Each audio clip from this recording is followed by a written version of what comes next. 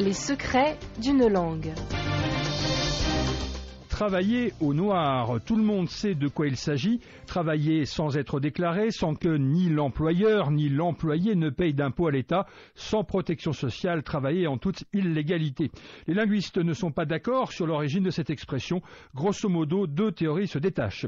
Il y a d'abord ceux qui la font remonter au Moyen-Âge, quand la règle voulait qu'on ne travaille qu'à la lumière du jour, du lever jusqu'au coucher du soleil. Mais comme à toutes les époques, certains employeurs n'hésitaient pas à pousser leurs salariés au travail illégal après la tombée du jour, dans la nuit noire, à part la lumière de quelques chandelles. Voilà pour la première explication. Mais d'autres chercheurs font remonter l'expression « travailler au noir » à beaucoup plus tard. C'est le cas notamment d'un maître en la matière, Claude Duneton. Lui estime que cette expression est en fait calquée sur le marché noir qui s'est largement développé en France, mais aussi dans le reste de l'Europe au cours de la Deuxième Guerre mondiale. Pour cela, il s'appuie sur le fait que cette expression, pas la chose en elle-même, mais l'expression, semble s'être propagée d'un seul coup dans la France entière, fin 1941, début 1942.